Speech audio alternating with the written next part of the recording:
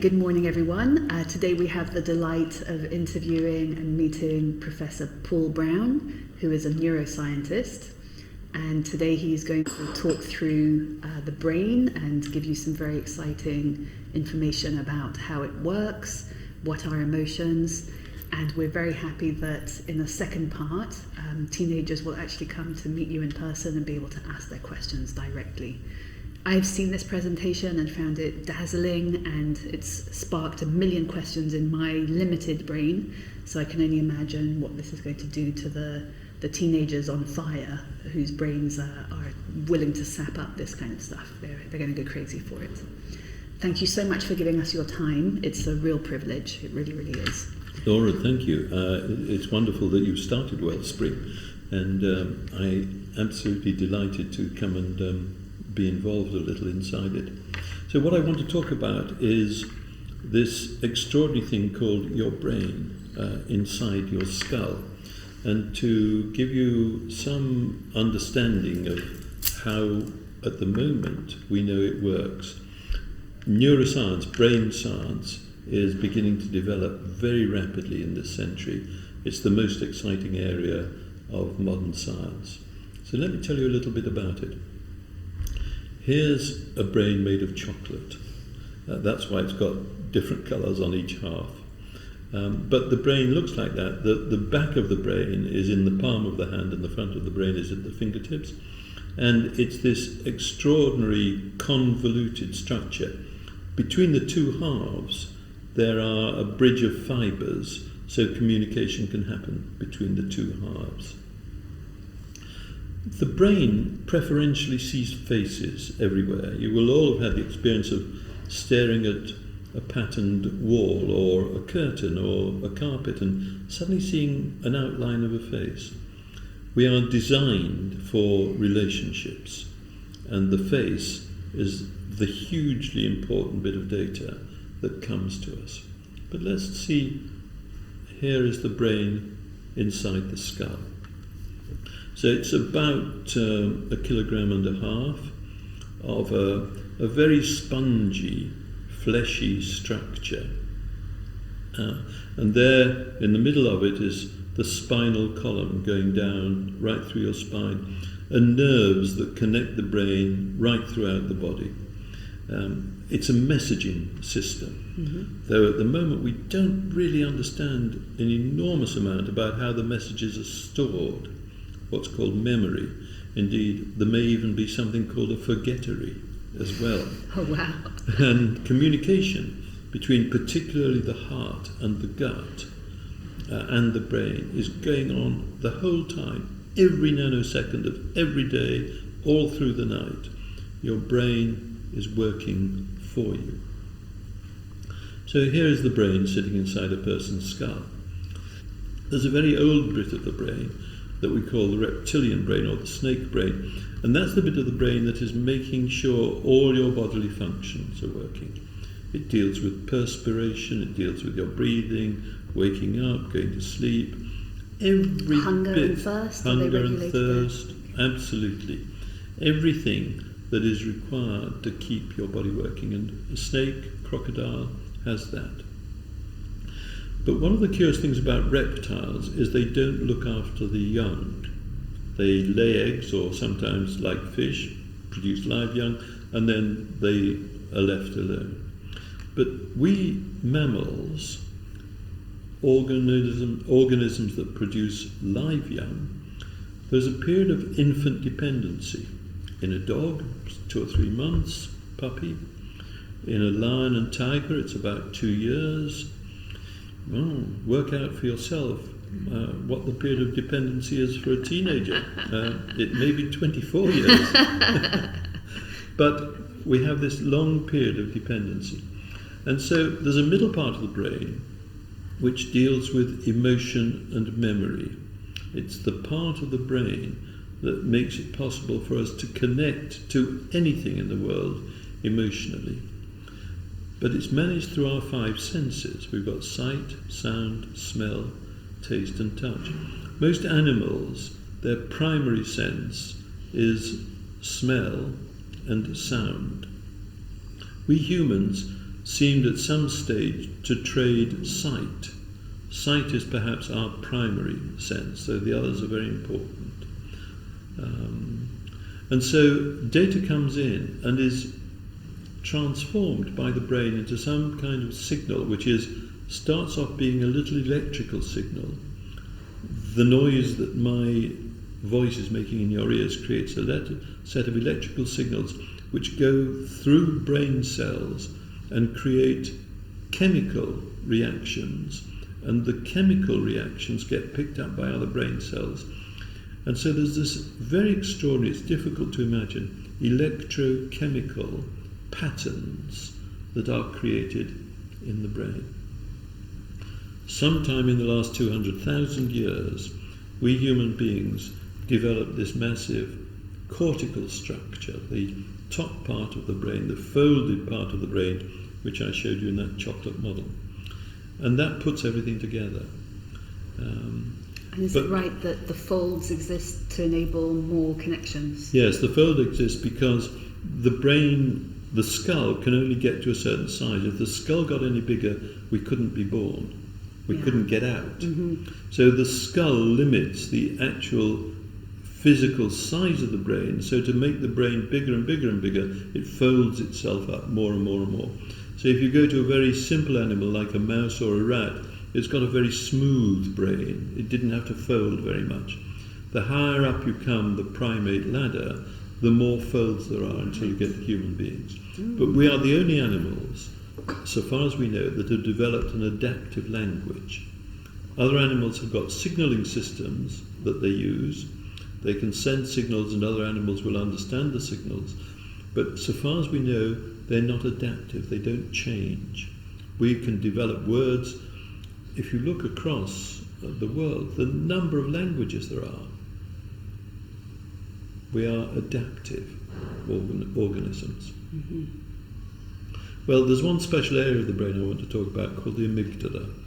And these blue circles, blue egg-shaped, they're almond-shaped. The Greek word for almond is amygdalon, and there are two of them, one on each side of the brain.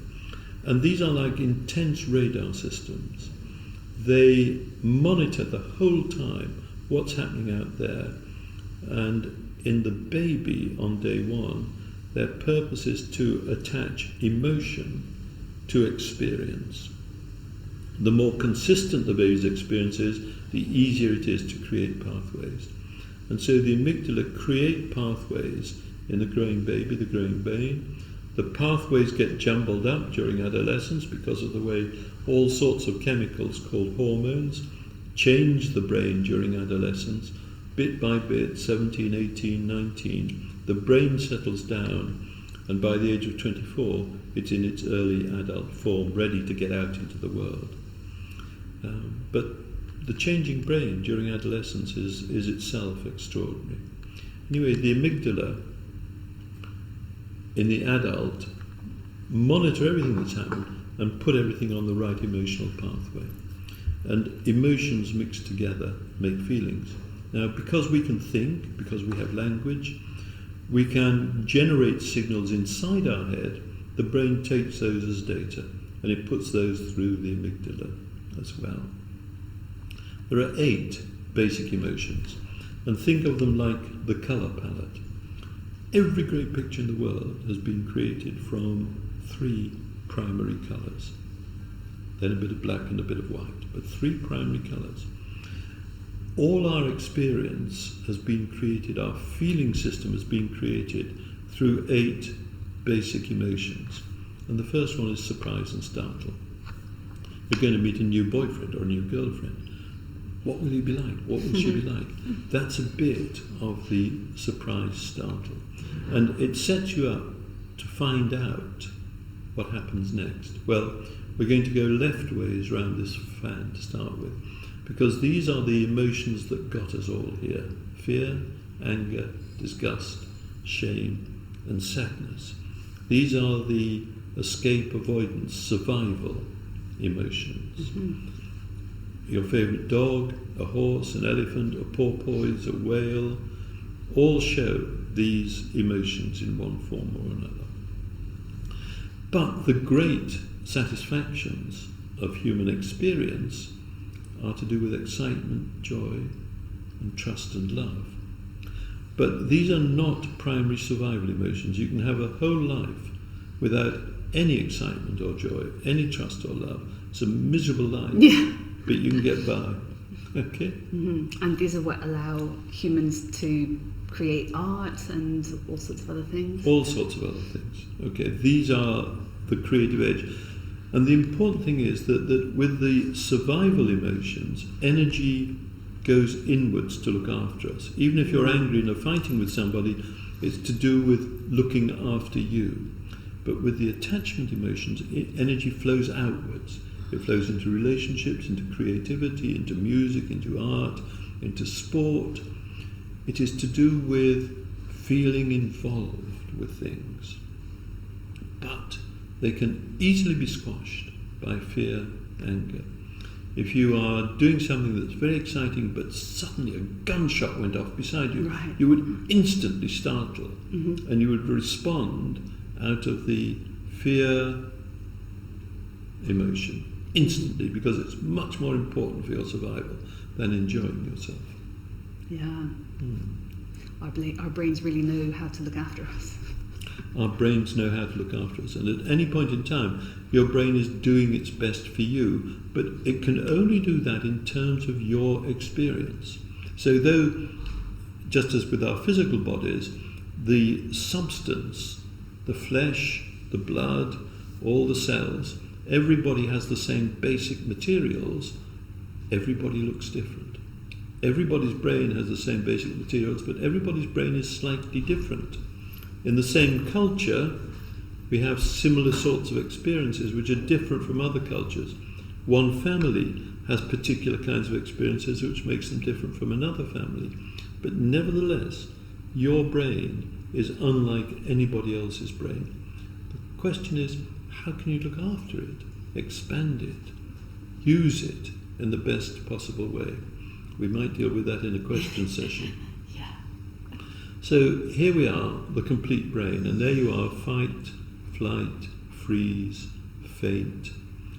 Round the right-hand side, we've got frolic, and we've got this curious thing called faith that we believe. And in the end, you can't have a science which tells you what belief is, because belief in science requires that you believe science before you can have science. And you mentioned something before when we've talked about emotion being E plus motion. What was that? Yes. In this word emotion, hyphenate the word emotion. E hyphen motion. Energy equals action. So emotion is often used as a rather pejorative kind of word. We don't do emotion around here. I've heard organisations call say, people emotional. Yeah, she's just being emotional. You know, actually, emotions are what is happening in the world. If we didn't have emotions, we couldn't make sense of the world. And so emotions are very important. But in this century, we've discovered that the brain works through its emotional system, not through its thinking system. So our thinking system is designed to tell us what our brain already knows. And what it knows is because of the sense it's making through the emotional system that then gets attached to language if we've got the words to express our experience, which sometimes we haven't. So this is a completely new discovery of this century, that our brain works bottom upwards through the emotions, not top downwards. So would it be fair to say that we only experience through our emotions? We only experience through our emotions. That's insane. Yeah. If we didn't have that, we wouldn't be able to make sense of the world. Okay. Well, we've really got to do something about this pejorative sense of emotion and emotionality. And it's why you can't make friends with a snake. Because snakes don't have an emotion. They've got a reaction system, but not an emotional system. So you can't smile at a snake and get a smile back. You can't. There is a crocodile smile, but it's when it's about to eat you. Okay? You can't form a relationship with a reptile. You can form a relationship with another mammal because it has an emotional system, and it's emotions that make sense of the world. Now, this is very strange in modern organisations because actually all decisions in organisations are made through the emotional system. But men find this very difficult to understand because they don't access their emotional system as easily as women do. Look at this. It's relatively recently that it's been politically okay to do work on sorting out is there a difference between male and female brains, and there absolutely is, though there are lots of books at the moment which say no, there's no difference. Feminism in the Western world, the last 60 years, we've understood socially that women are in the world in their own right. They can do whatever men can do. But there's been a logical error that's followed from that, which is that if women can do anything men can do, then men and women are the same. They're not. Men and women are two halves of a whole world, and they are different. And this data from 2013, if you look at the male brain on the right-hand side, it seems to work in either half. The left side of the brain narrows things down. It likes to know things. The right side of the brain tends to be inquisitive, to search for what's new, to watch out for danger especially, and more of the emotional system is lodged in the right side of the brain than the left side of the brain. But if we look at the left part of this slide, there's the woman's brain, which is connecting everything all the time. Now, if we look at the bottom two pictures, you'll see on the right-hand side there's quite a lot happening in the back of the brain. Yeah. That's where a man is throwing a spear, throwing a ball, kicking a football, driving, reading a map. If you look at the woman's side, there's not so much in that area of the brain. But if you look at the front part of the brain, the woman is connecting stuff much more strongly than the man is connecting stuff. And across the two halves in the top part of the left-hand side. So the woman's brain seems to be exploring all the time and taking things from the periphery and putting them together, whereas the man wants answers, and it looks as if the man is an either-or system. Any of girls, women listening to this, they will know in conversation with man, you want to have a conversation and he wants to give you an answer. Okay? Women want to explore, men want to. Men had to throw spears and kill. One theory is that men are designed to create pain, women are designed to manage pain. Completely different systems. But the excitement of the world is that these two different systems come together and they make a whole world, and that's what great relationships are about. But the brain itself can be differently sexed. So a female can have a more male brain and a male can have a more female brain. And this happens during fetal life. It happens during pregnancy. The chemicals that create part of the architecture of the brain happen during pregnancy. And so that is what accounts for differences in sexual orientation in later life. Is that quite a recent discovery about the brain? The last 25 years. Yeah, okay. Yeah. And so these sexual differences then tend to appear when the sexual hormones start flowing, which is what adolescence is all about. So age 10, 11, 12, 13, 14, when people are beginning to work out their sexual identity, the consequences of what happened 12, 13, 14 years before, when they were in the womb, begins to be apparent. Right. That's fascinating. And there we are. That's the working brain. Wow. I think we could talk about this for hours and hours and hours. And I'm glad there are people in the world who are researching this and learning more and more about it, because the consequences of this kind of information are enormous as well. Enormous. But it takes a long time to get information into the world. You know? Science, as we now understand it in the West, started happening at about 1660. Okay? Which in terms of human history is not very long. Not very long. But it took another 150 years before electricity was beginning to be understood. You know, it'll take quite a long time for all this information to settle into our social understanding. Yeah. But remember, the whole of the emotional system, those 8 basic emotions which combine together to create feelings in the way that the primary colours combine together to make all the colours of the artist's palette. These primary emotions are what makes sense for us. And then our feeling system refines that. So the more refined our feeling system, the more we can appreciate subtleties in the world. Mm-hmm. Wow, this is incredible, and I can't wait for the teenagers who are going to join us in person when we do that soon to be able to ask you questions, because I think they'll have fascinating things to I shall know. enjoy that hugely. Yeah, thank you so much for Laura, your time. thank It's you. been wonderful. Well, thank you, Wellspring, for beginning to provoke these thoughts. It's wonderful. That's great, thank you.